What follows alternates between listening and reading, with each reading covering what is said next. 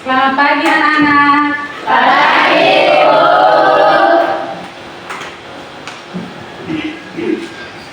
Baik, selamat pagi. Apa kabar kalian hari ini? Baik. Oke, puji Tuhan karena semua kabar baik ya. Ya.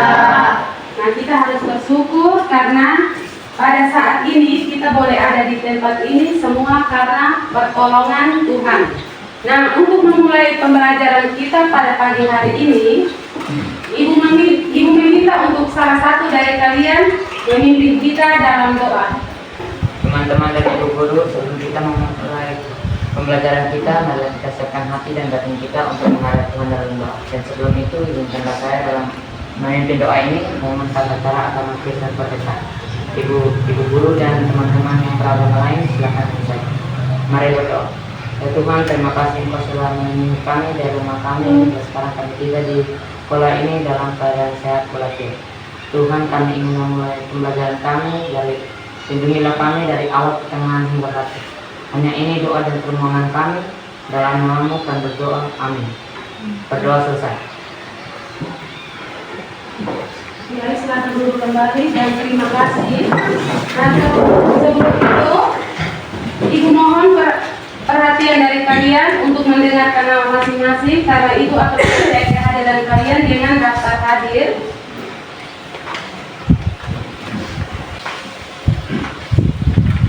Arista, Ada Ibu. Angelina, Ada Bu. Argina, Ada Bu. Adelvina. Ada Ibu. Jadi semuanya hadir ya? Ya. Jadi sebelum memulai materi kita pada pagi hari ini, apakah kalian masih ingat materi minggu lalu? Masih. Oke, materi minggu lalu itu tentang apa? Perusahaan Undang-Undang Dasar Negara Republik Indonesia. Oke, materi minggu lalu tentang perumusan dan pengesahan Undang-Undang Dasar Negara Republik Indonesia tahun 1945. Nah, perumusan itu dimulai pada tanggal berapa? Oke? Perumusan Undang-Undang Dasar 1945 dimulai pada 10 Juli 1945 dalam sidang kedua BPUPKI. Oke, baik, kita berikan. Oke. Nah, untuk pengesahan itu disahkan oleh siapa? Oke, baik ini. Pengesahan Undang-Undang Dasar 1945 disahkan oleh Panitia Persiapan Kemerdekaan Indonesia atau PPKI pada 18 Agustus 1945, sehari setelah Proklamasi Kemerdekaan Indonesia. Pengesahan dilakukan dalam 2 tahap, yaitu pengesahan permukaan dan batang tubuh Undang-Undang Dasar. Oke. Nah, untuk memulai materi kita, mengapa hak setiap warga negara harus dilindungi?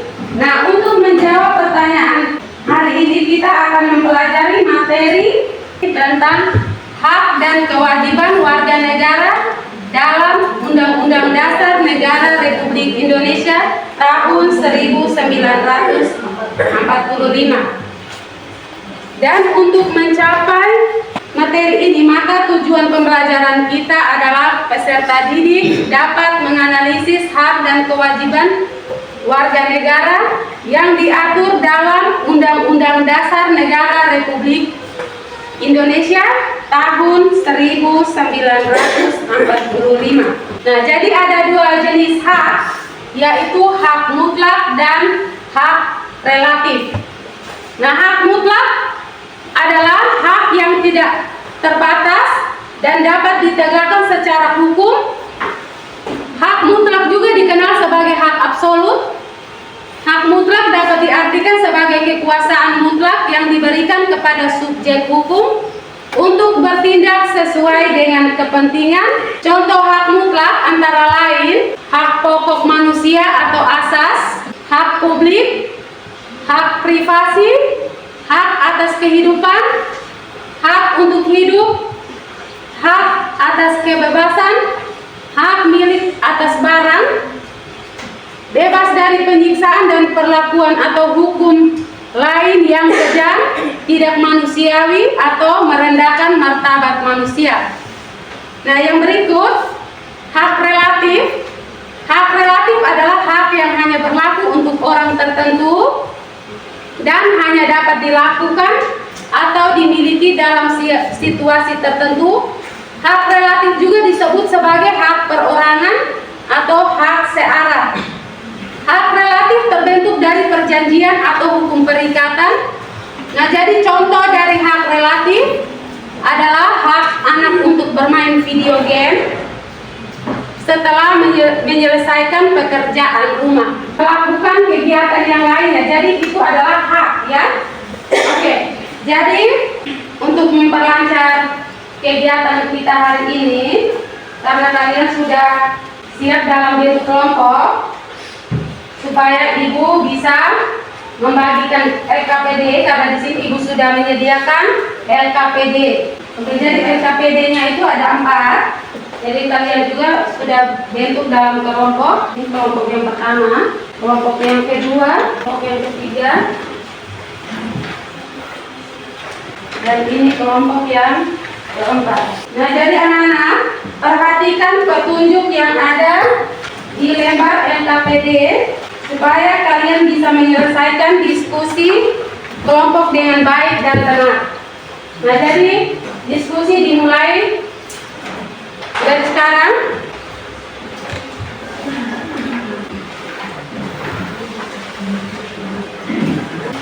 Nah, jadi perhatikan petunjuk yang ada pada LKPD supaya kalian tidak salah mengerjakan.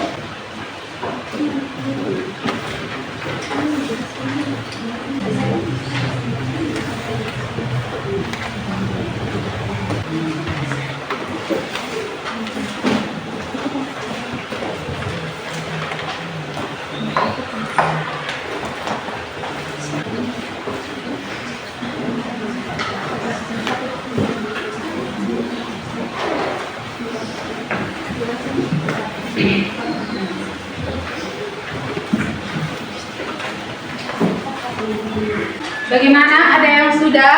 Belum. Terkait materi hak dan kewajiban, diskusikan bersama-sama, ya. Ya.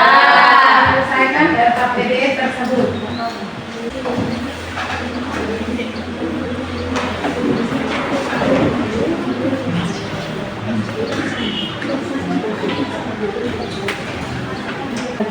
Untuk kalian mempresentasikan hasil diskusi kalian, jadi ibu harap untuk kerjasama yang baik agar kasus yang kalian dapat itu sesuai dengan petunjuk yang ada pada LKPD itu.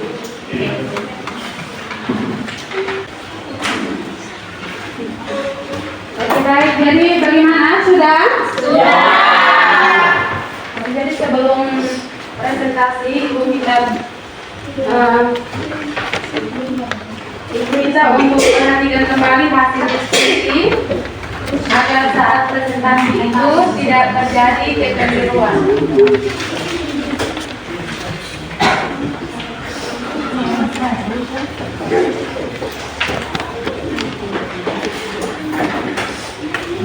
Oke, bagaimana? Sudah? Sudah. Jadi kita akan mempresentasikan hasil diskusi kalian. Jadi untuk kelompok lain silakan perhatikan agar nanti bisa mengajukan pertanyaan kepada kelompok yang akan mempresentasikan hasil diskusinya. Nah, jadi untuk presentasi ini kita persilakan kelompok 1 untuk mempresentasikan hasil diskusi mereka. Sekarang kita berikan kesempatan kepada kelompok 2 untuk mempresentasikan hasil diskusi. Kepada kelompok 2 dipersilakan.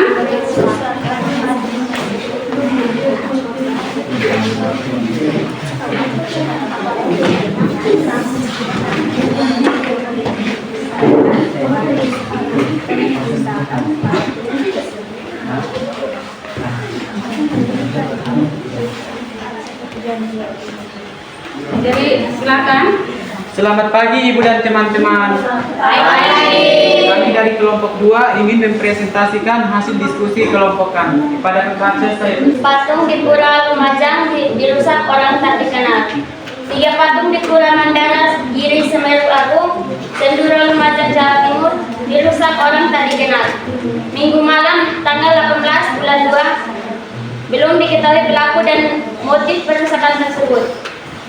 Polisi menyita pecahan patung dan 9 kapak yang digunakan para pelaku. Kapolsek Senduro Ajun Komisaris Zaman menuturkan aksi pengerusakan fasilitas ibadah umat Hindu ini baru diketahui petugas jam malam.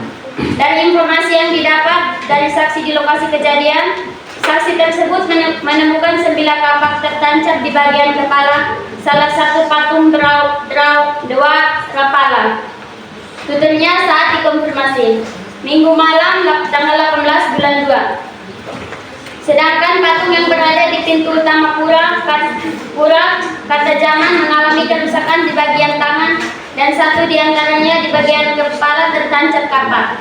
Menurut keterangan saksi, aksi pengerusakan ini baru pertama kali terjadi. Kami masih terus melakukan penyelidikan dan melakukan olah tempat kejadian perkara, serta menyita pecahan patung dan 9 kapak, ucapnya. Dia mengimbau kepada warga agar tetap tenang dan menjaga kondusivitas kerukunan antar umat beragama. Dari Lamongan, pengasuh pondok pesantren atau ponpes Karangasem Paciran, Lamongan, Jawa Timur, Kiai Hakam Mubarok diserang oleh orang tak dikenal Minggu tanggal 18 bulan 2. Kapolsek Paciran AKP Fadil mengatakan berdasarkan keterangan sejumlah saksi di lokasi kejadian, pelaku yang menyerang korban sebelumnya tidak pernah ada di sana. Pelaku tersebut tiba-tiba muncul di area pendopo ponpes sambil membawa makanan, tuturnya. Keberadaan pelaku diketahui oleh korban dan kemudian menghampirinya. Korban meminta pelaku agar pindah dan tidak duduk di pendopo. Ternyata permintaan itu direspon lain. Tanpa banyak kata, pelaku malah menantang korban, katanya. Permintaan korban tersebut tak diindahkan pelaku. Padahal korban menegur pelaku secara sopan. Namun pelaku bangkit lalu menyerang dan mendorong korban hingga tersungkur. Selanjutnya korban lari sambil berteriak meminta tolong. Kemudian sebagai santri langsung menolong serta menangkap pelaku, ucapnya. Saat ditanya asal-usulnya, pelaku tetap bungkam karena berbuat onar. Pelaku akhirnya diserahkan ke Polsek Paciran. Pelaku dibantar ke Polsek Lamongan. Saat diperiksa di Polsek belum ada jawaban apapun. Meski tidak mau berbicara dan diduga gangguan jiwa, kami berusaha mencari tahu identitas pelaku, ujarnya. Ini saja hasil diskusi dari kelompok kami. Apakah dari kelompok lain ingin bertanya? Waktu dan kesempatan kami berikan. Oke, baik, Bu. Ada pertanyaan kepada kelompok 4. Dipersilakan untuk bertanya kepada kelompok 2. Kami dari kelompok 4 ingin bertanya kepada kelompok 2. Apakah kejadian pengerusakan patung tersebut memakan korban? Baik, saya akan menjawab pertanyaan dari kelompok 4. Jawabannya tidak. Kejadian pengerusakan patung di Pura Semeru Agung, Lumajang pada tahun 2018 tidak memakan korban. Peristiwa pengerusakan patung terjadi sekitar pukul 2.30 waktu Indonesia Barat.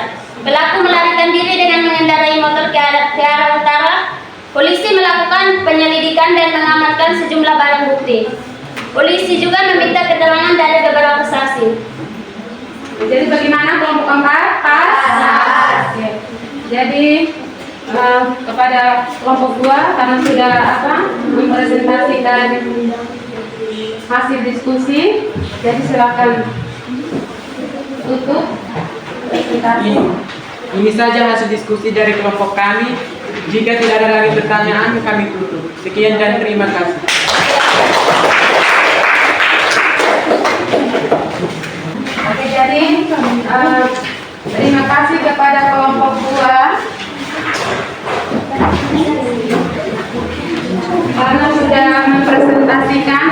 diskusinya dengan baik.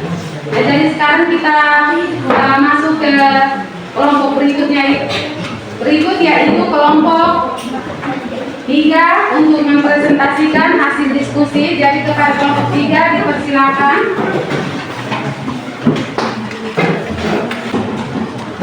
Baik, selamat pagi Ibu Guru dan teman-teman. Selamat pagi. Kami dari kelompok 3 akan mempresentasikan hasil diskusi kami. Kepada pembaca, saya persilakan. 4. Kejanggalan dalam dugaan kasus bullying SMA Binus. Seorang siswa berinisial RE melaporkan dugaan kasus bullying di SMA Binus. Setelah bergulir ke publik, tersorot beberapa perbedaan signifikan antara pengakuan antara pelapor, kuasa hukum terlapor, pihak sekolah dan hasil penyelidikan polisi. Perbedaan tersebut terkuat dalam rapat dengar pendapat umum atau RDP Komisi 3 DPR RI. Berikut sejumlah perbedaan tersebut.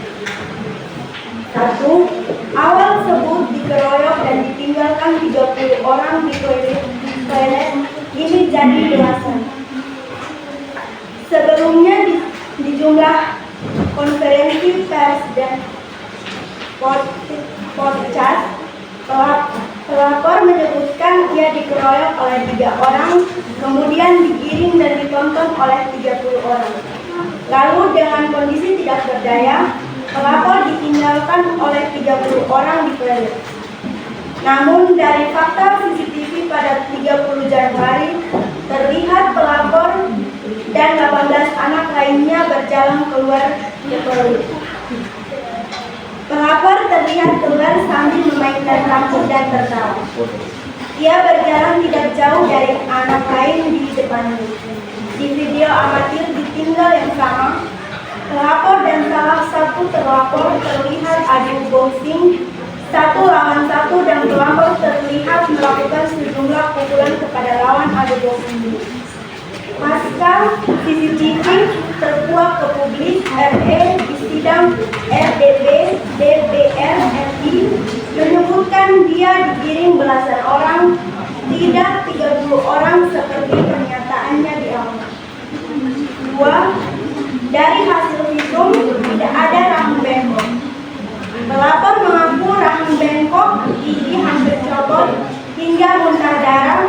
Namun hasil visum menyatakan hal berbeda. Adapun hanya ada memar pada pipi kiri, terlapor seluas 3 cm, teraba, benjol, dan nyeri di bagian kepala. 3. Terlapor anak pejabat, tidak ada anak ketua umum partai.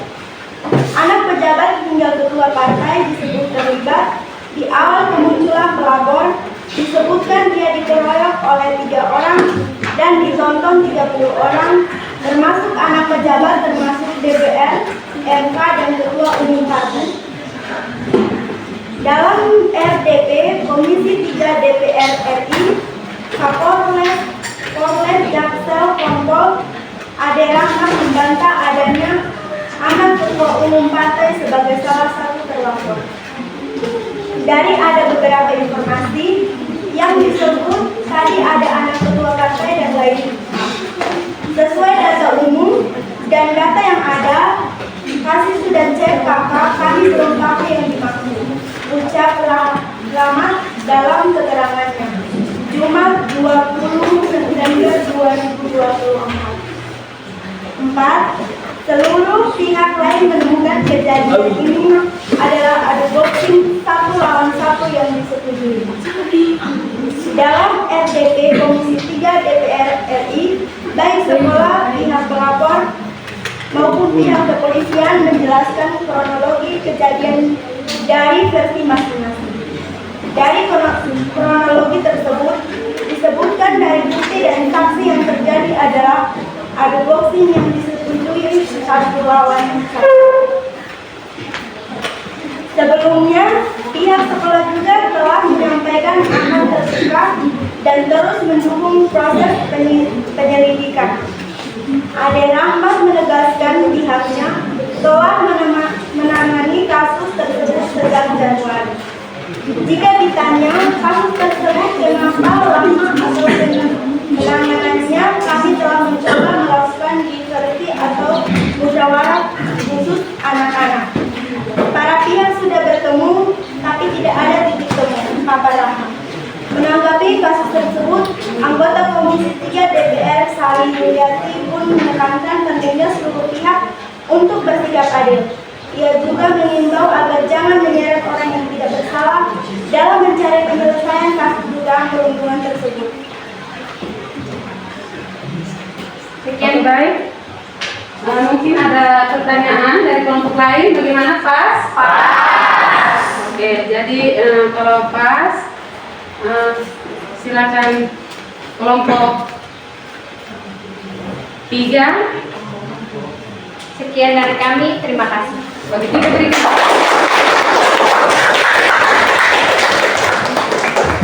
Nah, sekarang kita lanjut ke kelompok 4 untuk mempresentasikan hasil diskusi kepada kelompok 4. Dipersilakan.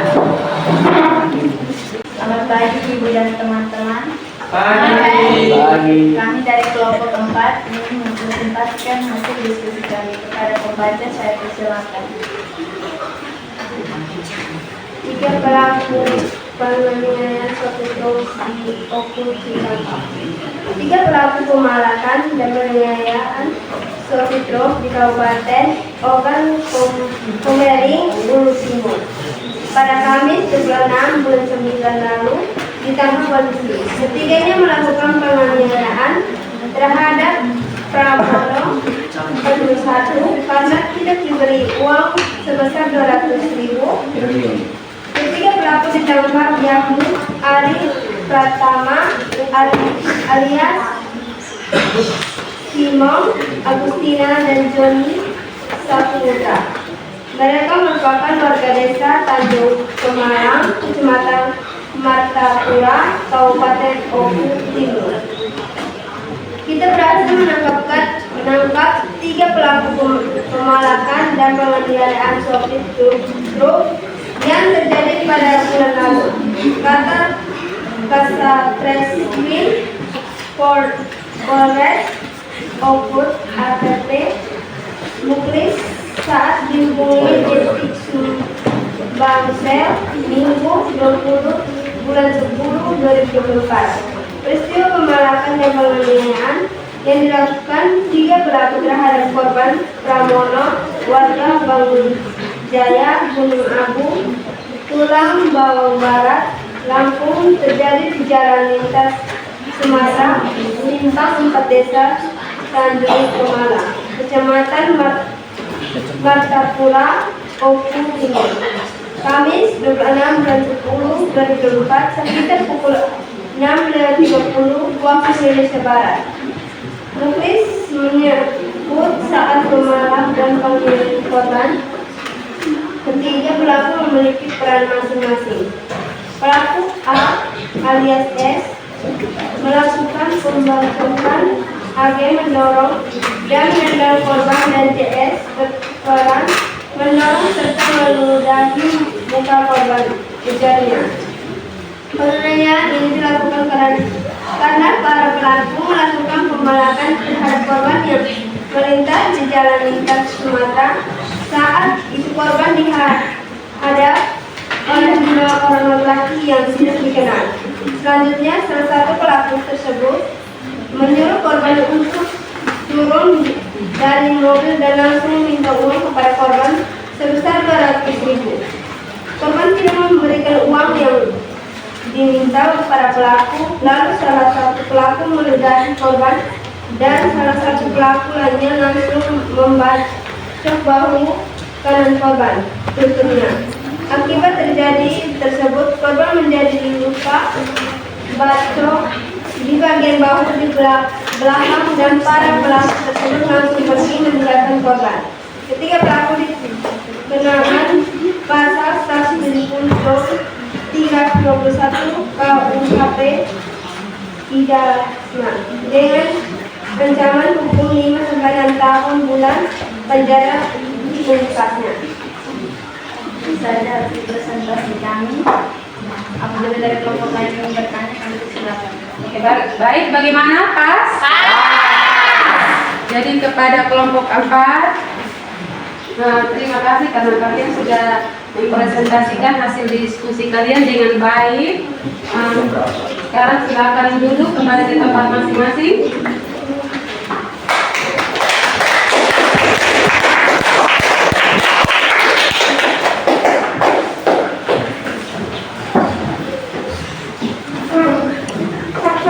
Oke, baik. Jadi terima kasih untuk semuanya.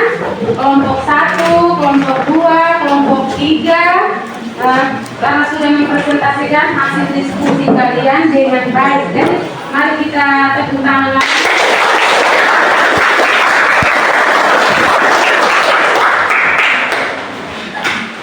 Oke, jadi untuk materi hari ini kesimpulannya, dengan memahami hak dan kewajiban sebagai warga negara, diharapkan setiap individu dapat ikut berperan serta dalam membangun negara dan menjaga keutuhan serta keamanan negara. Oke, jadi pembelajaran kita hari ini berlangsung sesuai dengan rencana dan tidak mengalami hambatan apapun. Bagaimana pembelajaran kita hari ini? Apakah menyenangkan? Nah, jadi untuk menutup kegiatan pembelajaran hari ini, kita melakukan ice breaking. Oke, jadi semuanya berdiri dulu. Berdiri dulu.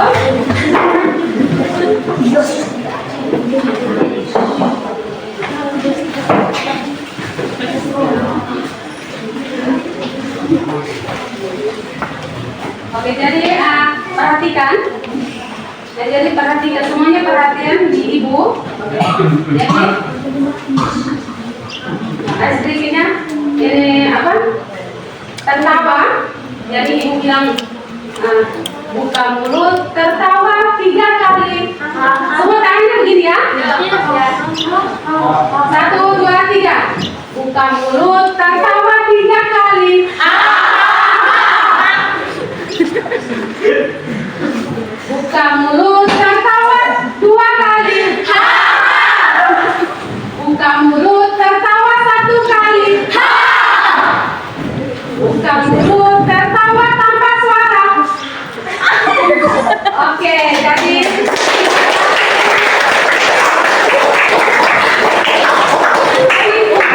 menutup kegiatan kita pada pagi hari ini, Ibu meminta salah satu dari kalian lagi untuk memimpin kita dalam doa penutup. Ya Tuhan, terima kasih untuk kami dari Allah dengan menjaga Tuhan bekerja kami di dalam keadaan selanjutnya, dan Engkau mengingatkan dari Allah dengan menjaga. Ini saja doa dan permohonan kami di dalam nama-Mu kami berdoa. Amin.